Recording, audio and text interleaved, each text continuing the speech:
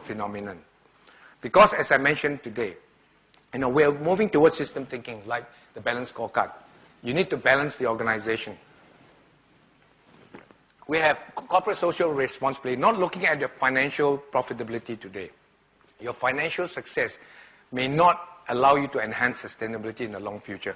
So what we have to look at, we have to look at the environment, we have to look at the community, we look at the workplace and the marketplace. So this is in organizational context. We've talked about the individual, where you have to apply system thinking in terms of developing your own personal mastery. And then organizations have systems that enhance their organizational performance. And then what imbalance costs? Okay, let's quickly run through that. I will just finish off in a few more minutes. Imbalance creates a lot of problems if you do not apply system thinking. Any change or imbalance will actually create other issues or implications, killing the whole system sometimes. So it needs to adopt a systemic, dynamic system thinking to achieve equilibrium. We are natural. Every one of us will go to find a stable state called homeostasis. We will try to go back to equilibrium. And then as we move forward, we continue to change. And this creates growth, opportunities, life, and sustainability over the whole value chain. So what we do today, ladies and gentlemen, has consequences in the future. And you can see this. Now, let me just quickly run through in terms of how it impacts and how system thinking can save our world. Global warming. Because of industrialization, we emit a lot of carbon. The ozone layers is being sort of thinned out. And as a result, we have global warming. Global warming creates basically the tide to rise. So eventually, if we do not basically contain that, many of the coastal towns will be flooded. People will die. Those living around the coastal area, because the sea is basically rising now. So what we need to do is to basically look at systemic thinking to arrest it. In fact, this is a very good mind map, which I actually picked up from, thank God for Google. You have got so much knowledge available around the world. So we've actually acknowledged Google for this as well. So we have to do something. I won't go and elaborate, but something like this. What are the imbalance created? Rising water level among the coastal areas in terms of creating also tsunami, imbalances in the structure. It creates flooding. It creates earthquakes. Even diseases as well, which we have never seen before. This is the decade of a lot of unusual disease pandemic that we have not seen before. So the world is going through, a turmoil of changes. Then we have, of course, ideological, imbalances as well. We have terrorism, which we have never seen, many, many years ago. And then you have a lot of this situation are creating deforestation. Of course, tsunami is quite prominent now. Flooding, droughts, and then earthquakes. And then, of course, social system imbalances.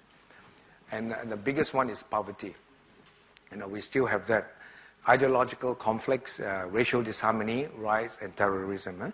So I just want to show these are some of the systemic imbalances that we as a global nation needs to address, in order to maintain at least some sort of stability or harmony. So dynamic systems, ladies and gentlemen, is like a net. If everybody holds together, it becomes very strong.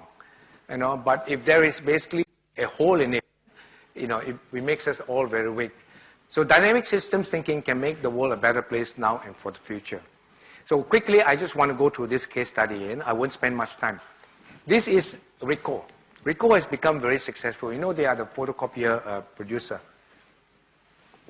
They use a lot of plastic. I always say, and in innovation, we sometimes do not think about the unintended consequences. You can create a lot of handphones. You can create a lot of television sets. The problem is that who disposes the plastic? Many people claim innovation, great innovation. But I think the value change of innovation from end to end is that you must have a way of getting rid of your innovation, basically residual. The problem is that we can create, I work for Rio Tinto for 12 years. It's a global mining company. And whenever, the document is that when we start off a project, we have already the end in mind. What we need to do to rehabilitate the environment as we take out all the minerals from the ground, we must rehabilitate.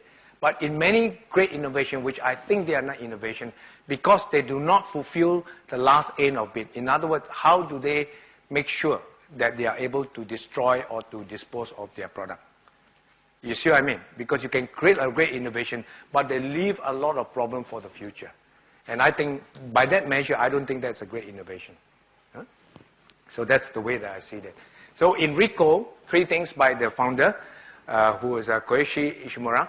He basically looked at, his contribution to society, because photocopiers, how do you dispose of those plastic? So now they have changed the way that they produce, and they came from three mantras, 3 mandates: love your neighbor, love your country, love your work. And very similar to CSR. So they then embed their RICO values in the CSR concept as they proceed. And the whole idea, they believe that if they inculcate this value, their organization will be more sustainable into the future. Many organizations have disappeared today, fundamentally looking at the financial profitability side. And these are some of the charter that they have. They look at their customers, their shareholders, their stakeholders, employees, their partners, and their societies, but within a framework of corporate social responsibility, which they look at integrity in the corporate activities, harmony with the environment, the respect for the people, the community, and also harmony with society. Right? I hope that many of your organizations are moving towards CSR, because, responsibility management is good business in the long term. Okay, just in conclusion, and I think I have already articulated that, for individual, as we continue to aspire to achieve our, ambition or, our career achievement, we need to continue the lifelong learning, continue to aspire to be better than, we can with the potential that God has given us.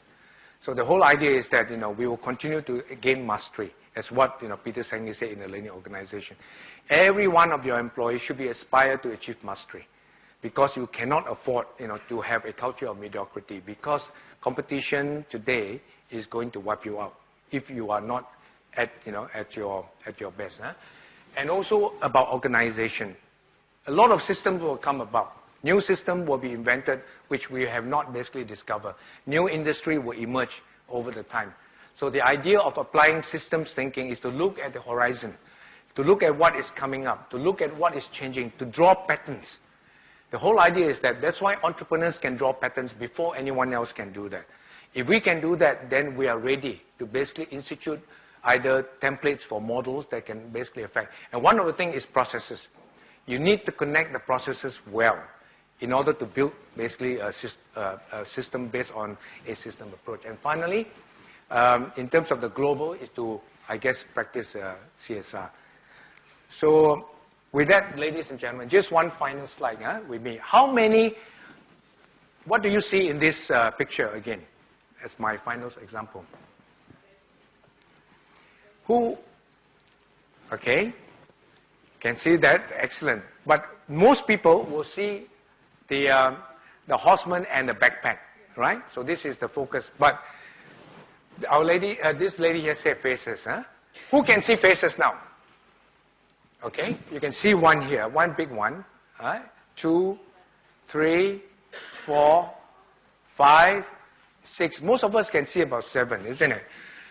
So, so Walin, the lady who saw the faces, can you pass her my book as well? Thank you. How many faces do you think are there in this picture, ladies and gentlemen? We've identified 7. Okay, I won't hold you any longer. There are 14 faces. So what we're saying is, in system thinking and application as well, sometimes while we have to be focused, we've been taught to focus, sometimes try not to be too focused, because there are other parts that affects the whole system as well. So we must be conscious enough to look for these parts. So with that, I hope that, with our, application of applied system thinking and dynamic system thinking, we will create a better world. And you have, in Thailand, you have beautiful, seaside. So we hope that it will remain for a long, long time. So with that, ladies and gentlemen, thank you very much for your time and attention.